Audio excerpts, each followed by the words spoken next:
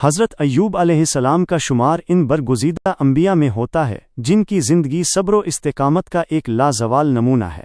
آپ کا نسب حضرت اسحاق علیہ السلام کے پوتے افراہیم بن یوسف کی اولاد سے ملتا تھا، یعنی آپ نہایت قریبی رشتہ میں حضرت یوسف علیہ السلام کی اولاد سے تعلق رکھتے تھے۔ آپ کی طبیعت نہایت حلیم الطبع، نیک صالح اور اعلیٰ درجہ کے صابر تھی، اور آپ کا ملک شام تھا۔ حضرت ایوب علیہ السلام کی شادی افراہیم بن یوسف کی بیٹی سے ہوئی تھی۔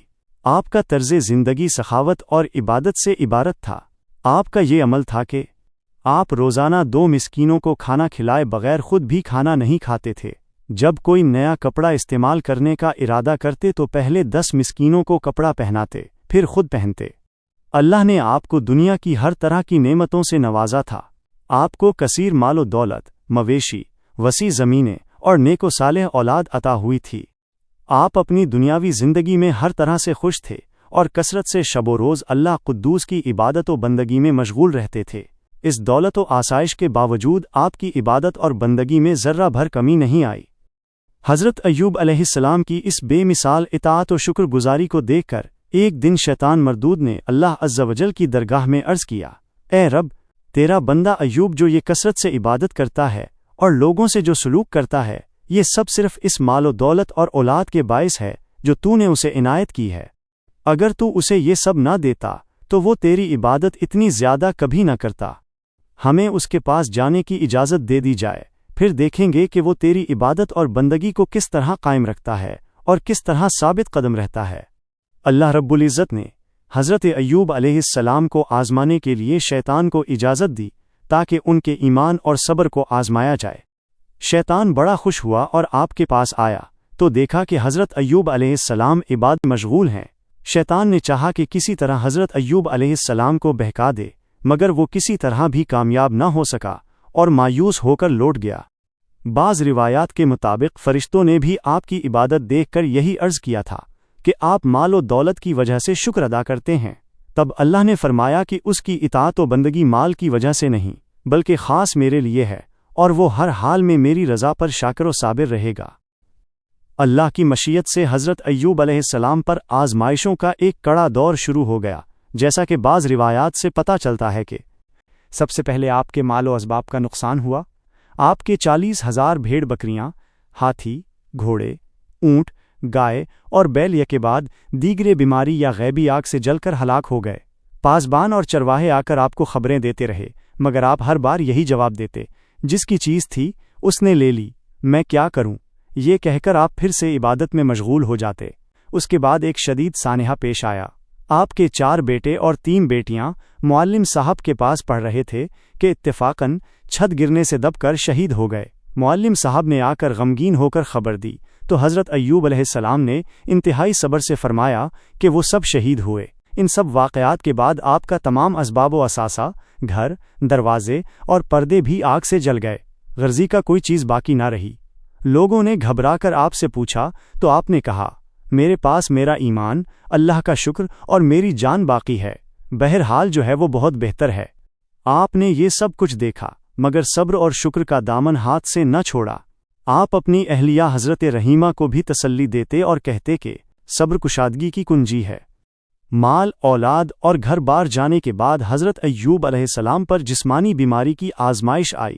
یہ بیماری سخت نوعیت کے زخموں کی شکل میں نمودار ہوئی، جو آہستہ آہستہ تمام بدن کو اپنی لپیٹ میں لے گئی اور جسم کے گوشت پوست کو متاثر کیا۔ آپ کی حالت اس درجہ خراب ہو گئی کہ آپ ایک ہی جگہ پڑے رہتے، اٹھنے بیٹھنے اور ہلنے جلنے کی طاقت نہ تھی، یہاں تک کہ آنکھوں میں بھی ضعف آ گیا۔ یہ انتہائی تکلیف دہ حالت 4 سے 18 برس تک جاری رہی۔ روایات مختلف ہیں۔ اس سخت آزمائش کے باوجود آپ نے اللہ کی عبادت و بندگی میں سستی نہیں کی، بلکہ اور زیادہ مشغول رہے۔ آپ کی بیماری کی شدت اور لوگوں کے خوف کی وجہ سے خویش و اقربا، اپنے بیگانے اور محلے والے سب نے آپ سے نفرت کرنا شروع کر دی۔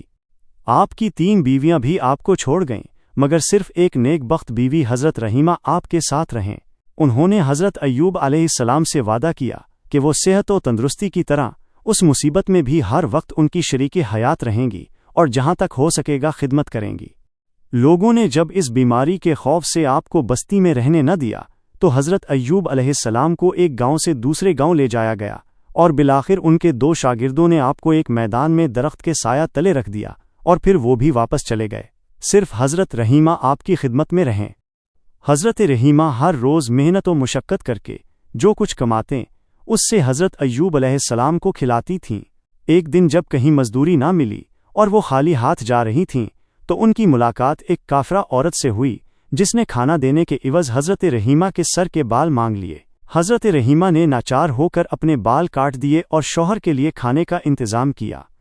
اسی دوران شیطان مردود نے ایک بوڑھے شخص کی صورت میں آ کر حضرت ایوب علیہ السلام کو جھوٹی خبر دی کہ حضرت رحیمہ نے بدکاری یا چوری کی وجہ سے اپنے بال کٹوا دیے ہیں۔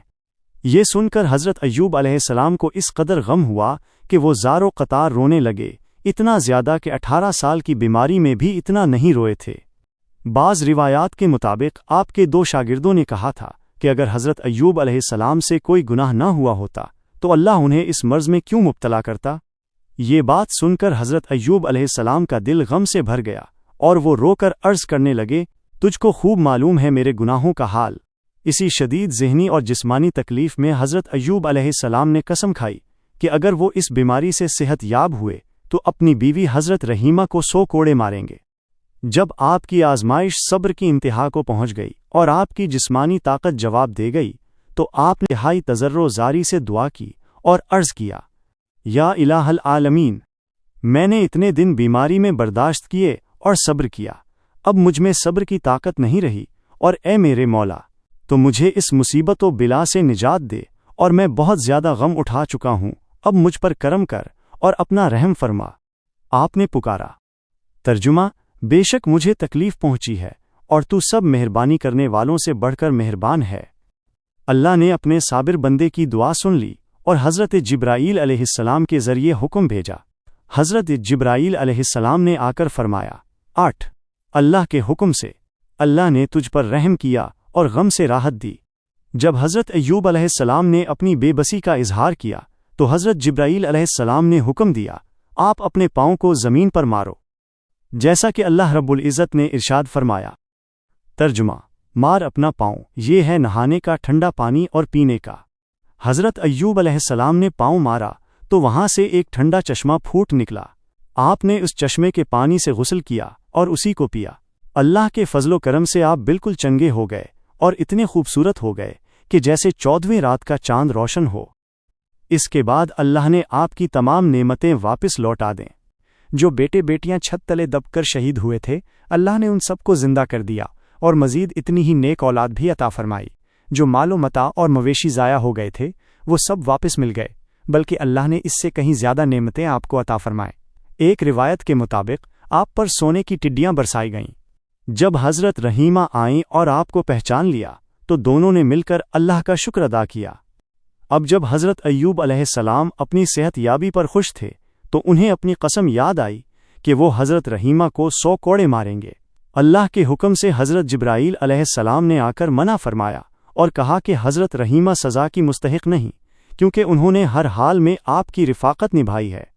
چنانچہ اللہ نے آپ کی قسم پوری کرنے کا یہ آسان راستہ بتایا۔ ترجمہ: اور اپنے ہاتھ میں سیکوں کا ایک مٹھا لو، پس مارو اس سے اور اپنی قسم نہ توڑو۔ آپ نے 100 خوشوں تنکوں کا ایک مٹھا لے کر ایک دفعہ مارا اور یوں آپ کی قسم بھی پوری ہو گئی اور حضرت رحیمہ کو کوئی رنج بھی نہ پہنچا۔ حضرت ایوب علیہ السلام نے اپنی نبوت اور رسالت میں مزید 48 برس تک زندہ رہے اور اپنی قوم کو شریعت سکھاتے رہے۔ یہ قصہ ہمیں سکھاتا ہے کہ اللہ قدوس اپنے نیک بندوں پر آزمائشیں لاتا ہے تاکہ مخلوق کو عبرت ہو اور وہ ہر حال میں اللہ کے فضل و کرم پر شاکر و صابر رہیں۔